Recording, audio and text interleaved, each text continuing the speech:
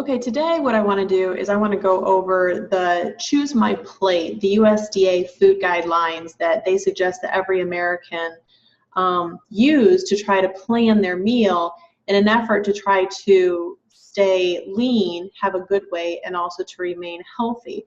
I also want you to kind of see how some of this was developed. This has often been promoted as the healthy way for us to be eating, and most of us are under the general idea that MyPlate, or what used to be My Pyramid, was designed by scientists and by doctors and by nutrition authorities, and really dictated by those who have an interest in our health and are well educated regarding what we should be eating and what is best for our health. But sadly, that is not the case. MyPlate and the previous My Pyramid, and actually much of the USDA food guidelines, are in fact representations of political parties and lobbyists and special interest groups. So most of this actually is a representation of politics, not necessarily health, and it's important to understand that, especially for those of us who have a tendency to think that this is what we should be following in order to be healthy. It's unfortunately organizations such as the National Dairy Council, the United Fresh Fruit and Vegetable Association, actually the Soft Drink Association, American Meat Institute, and the National Cattlemen's Beef Association, and the Wheat Foods Council. All of these have heavily influenced what you're seeing on Choose My Plate. You'll notice that there has often been a pretty heavy emphasis on grains historically. They've done a little bit better with Choose My Plate compared to the previous pyramids, but a heavy emphasis on grains, and it's always included dairy. Originally, the food pyramid did not include dairy because it was not deemed a nutrient that was required for human health. That came about entirely from lobbyists from the American Dairy Association, the National Dairy Council, saying, we want dairy on there, and this is why it's important for human health. So them pushing and putting a lot of money forth, and then it ended up on our food requirements, or our USDA food recommendations. So I just want you to understand that a lot of this is lobbyists. It's not so much doctors and scientists as we've been led to believe. So now what I want to do is I want to actually take you to the choosemyplate.gov website, and we're going to work through these categories, and more than anything, I'm actually going to show you what's wrong with them as opposed to what's right. This is a good general, it's probably a better representation of health than how most Americans are eating, but it is not the best representation of how we should be eating. So let's go ahead and head over. First, what we're going to do is we're going to talk about the grain category, and you can see the grain category is the orange here. Actually, it looks like it's about as big as the vegetable category. That's a little bit of an improvement. The previous pyramid always made grains on the bottom. It was the biggest category, 6 to 11 servings of grains a day. The reason for the large grain category historically, and even in this representation, I feel like it's really too big for good health. This representation, they're claiming you need at least 3 to 5 cups of grains a day. It's a cheap way to feed people. So when you start looking at our government subsidies, many grains are subsidized, which means it's cheap to grow them. The reason why we do that is because it can feed a lot of people quickly. So you're going to see a lot of grain-based products in supermarkets and being promoted for the mere fact that we grow a lot of grains because, again, they're cheap to grow. They feed a lot of people. There's so many people that are on various government subsidies that this is the way that the government feeds America cheaply.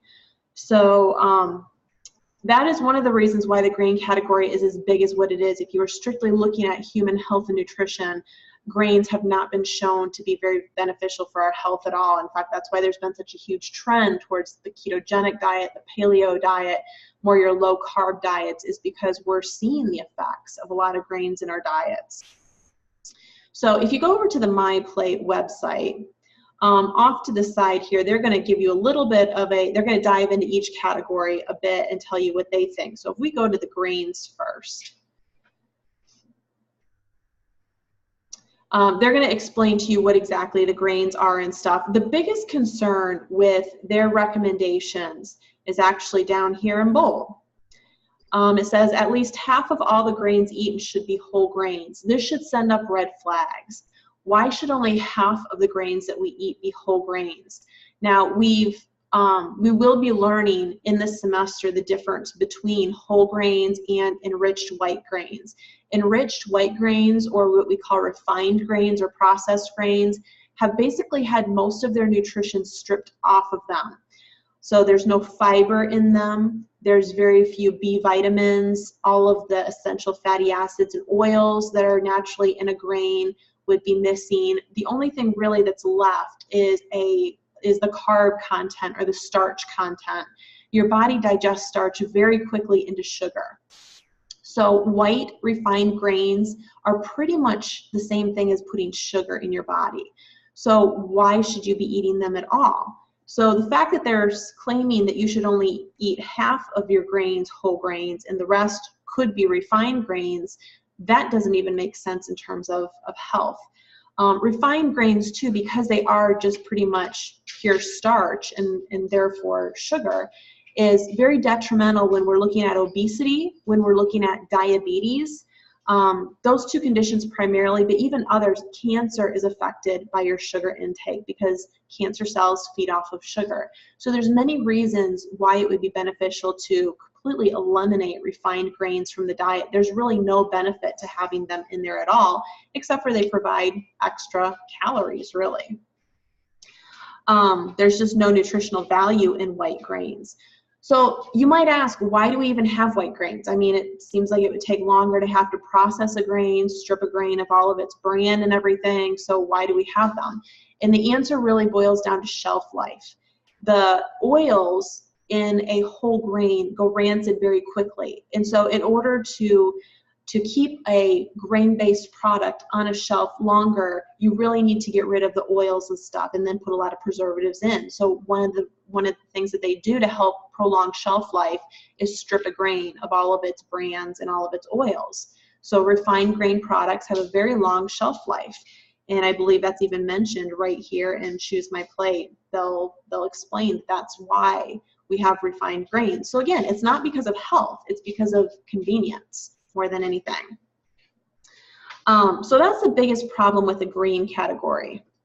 The next category that I would like us to look at, if you go back to the plate, is going to be the vegetable category. Now, they did do better in My Plate versus My Pyramid by saying at least half of your plate here needs to be fruits and vegetables. But what I always counsel people with as a nutritionist is that half of your plate should be vegetables.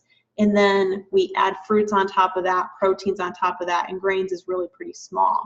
So I still don't feel like they give you enough room for vegetables here. If anything, the fruit category is a little bit big too, and as we'll see, they recommend 2 cups of fruit, 2.5 cups of vegetables. They're not really equivalent. You need far more vegetables than you do fruit because fruit is a lot of sugar. But regardless, the vegetables is at least getting a little bit bigger, so they've improved slightly with My Plate, but I feel like it needs to be bigger yet. So the other thing, when we go over the vegetable category, what they do is when they define a vegetable in this category or what counts as a vegetable, it could be raw or cooked, fresh or frozen, canned, dried, dehydrated, whole, cut up, mashed, whatever. The problem with all of this is these do not have equal nutrient values. Fresh and frozen are about as good as what you can get in terms of maintaining the nutrient value, all the vitamins, all the minerals that are in vegetables, which are the reason that we eat them. Canned veggies are highly processed. They're put under a lot of heat, a lot of pressure in order to can them. Many nutrients are very delicate, and when they're exposed to that heat or that pressure, they're pretty much inactivated. Vitamin C would be an example. Vitamin E is another example. So there's many vitamins that are pretty much depleted if you process a food. So canned vegetables do not have the same nutrition as what a fresh or a frozen or a lightly cooked vegetable would. The same thing would kind of apply to dehydrated vegetables. So that is a concern that they would mix and match vegetables that don't even have equal nutritional value. Another one of the big problems is you're going to see next it says that based on their nutrient content, vegetables are organized into 5 subgroups. And these are the 5 subgroups. Dark green vegetables are very important in your diet every day. And they don't tell you that you need to eat them every day. Instead, down below, they say that each of the vegetable subgroup recommendations should be eaten weekly, not necessarily daily. But a lot of these do need to be eaten every day for your health. Dark green vegetables have the most antioxidants in them.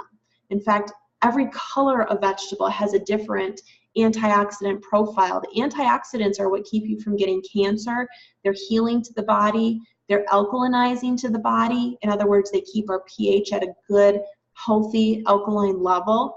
Many of our health conditions are simply due to too much acid in our body because we're not eating enough vegetables, which help balance out the acidity of meats and dairy and sugar.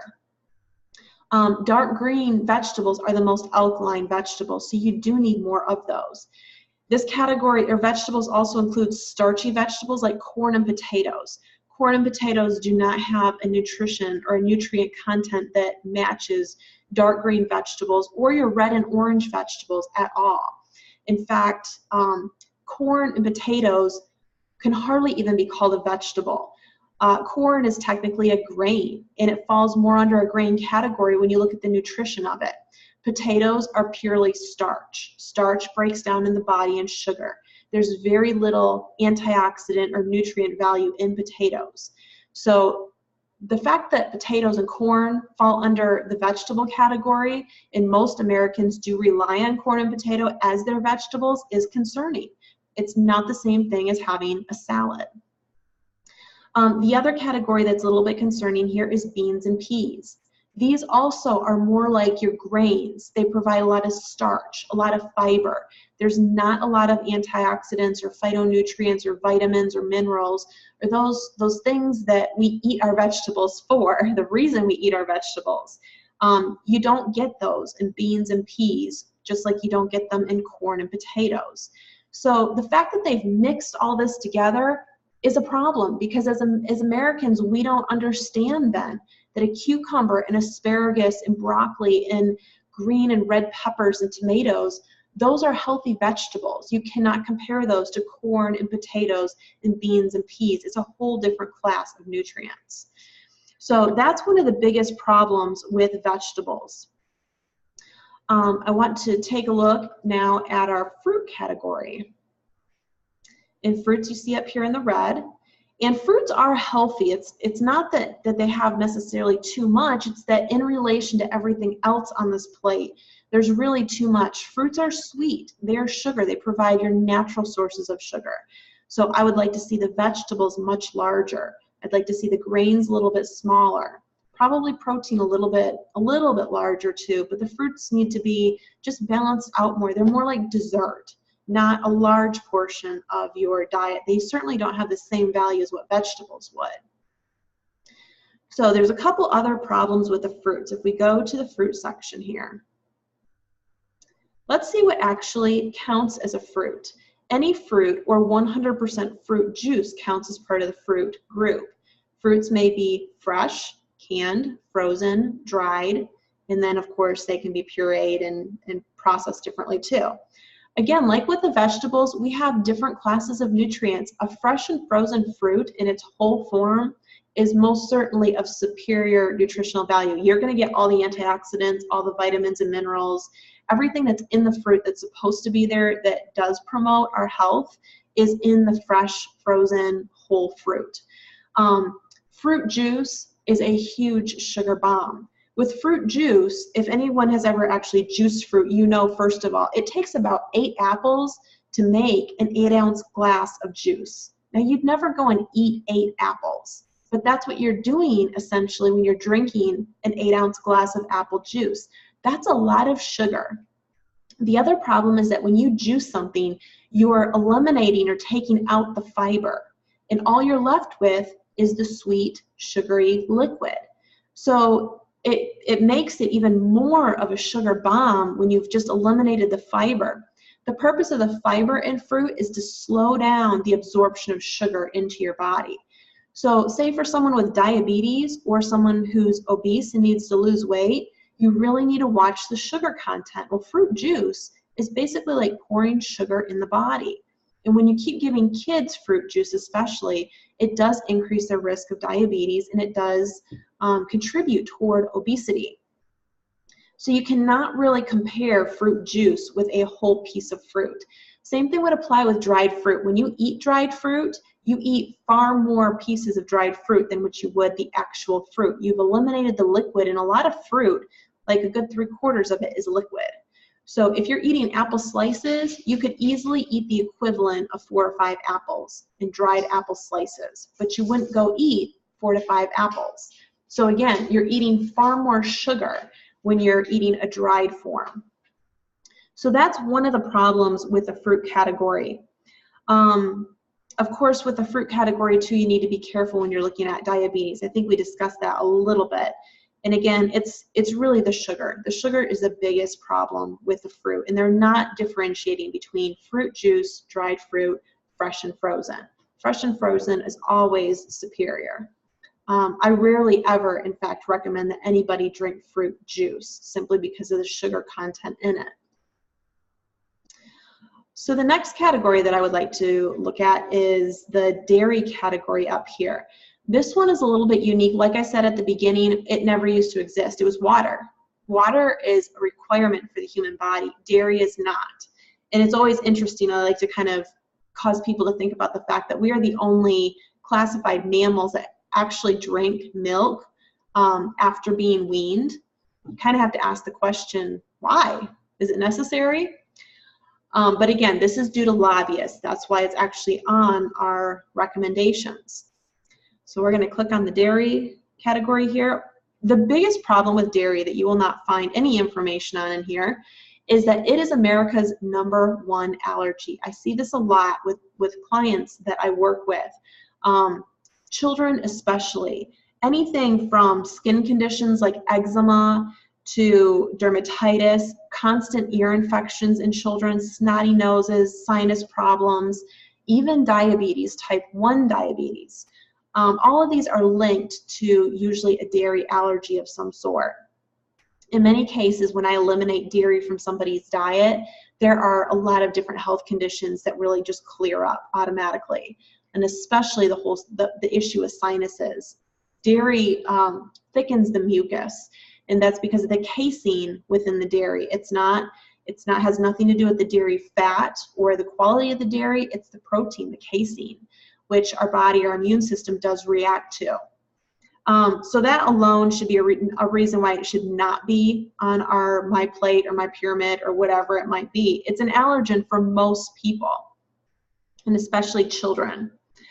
The purpose for it even being on there and how it was lobbied was for its calcium content. And it is true that dairy has a huge calcium content. But as we're going to learn later on in the semester, the problem is that the calcium in dairy doesn't really get absorbed that well. This is why we continue to have problems with osteoporosis, even though we're eating a lot of dairy. And the recommendations are 3 cups of dairy a day. 3 cups is huge. That's really far too much for most people, but yet we very easily do consume that much dairy. So what we'll learn later on is that calcium can only be absorbed when it's tag teaming with magnesium, and dairy doesn't have a lot of magnesium in it. So you're only going to absorb as much calcium as there is magnesium in dairy, and that ratio turns out to be just about as much calcium as what you would get from broccoli or carrots.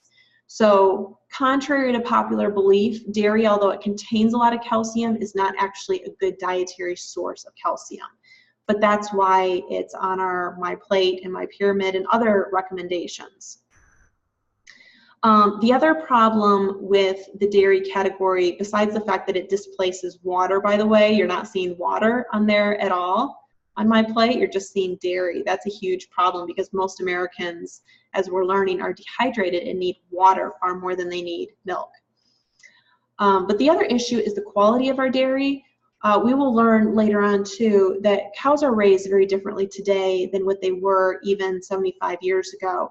the dairy that we have today is provided by cows that are given a lot of growth hormones, a lot of estrogens, a lot of antibiotics. The body doesn't metabolize a lot of these things well. So instead it gets stored in the fat of animals, and it gets stored in our fat too. So the dairy products tend to be the fatty products, or the fat of the animal. And I understand that we can buy low fat now and we can buy fat free and stuff, but generally speaking, the fat is the dairy. And so you're getting an even larger quantity of things like the growth hormones and the estrogens. These have been linked to young women going into puberty far, far younger than what they ever used to before. And just generally speaking, we have an estrogen dominance in our country. Guys have far too much estrogen. This is why you're seeing a lot of guys without the good muscle mass, far more weight on our men than what we've ever seen before. It's often been linked to too little testosterone, because testosterone is being displaced by our abundance of estrogen, and dairy is one of the highest sources of estrogen residues. So that's becoming a problem. The antibiotics that they put in there is also becoming a problem, because it comes out as residues in the dairy products, and antibiotic resistance is quickly becoming a concern for most of us. So that's a few reasons why dairy really is unnecessary and not a good thing to really have on dietary recommendations for all Americans. The other category I'd like to look at here is the protein. There's not a lot wrong with a protein category necessarily, but again, it's a little bit too vague and too general in some places. For example, beans and peas are included. This is for vegetarians, and beans and peas are certainly a good source of protein, but it is different than an animal source of protein. And the other issue here is that beans and peas are required by everyone, whether you're a vegetarian or not. In fact, I would go as far as to say, if you're not a vegetarian, you really need the beans and peas, because that is our primary source of fiber in the diet. So it's very important that we get those. So it shouldn't be an option in our protein category. Instead, it should be a requirement aside from protein. The other issue with the protein is, like with the dairy, again, we're looking at the meat of animals that have been given a lot of growth hormones, a lot of estrogens, a lot of antibiotics. All this stuff is coming out in the quality of the meat. What we're feeding our animals today also is quite different. They're not feeding on grass. They're feeding on a lot of genetically modified grains and a lot of other products that we'll learn about later that impacts the nutritional quality of the meat too. So because of all these things, generally speaking, I do recommend, if people are going to consume dairy or meat, those are two categories that I do say should be organic, or at least come from a farmer that is not using a lot of the growth hormones and the antibiotics. They really do impact our health quite dramatically. The other thing is that they're sticking seafood, poultry, meat, all of these are just kind of classified together. We need a mixture of all of them. Fish is our only source of omega-3 fatty acids. But somebody on this particular diet plan using Choose My Plate could just eat red meat and never choose fish. And I do see that a lot in people's diet diaries, clients that I see. So it's not differentiating between a little bit of this, a little bit of that. You definitely need fish. You definitely need some beans and peas. Eggs are a healthy source of cholesterol.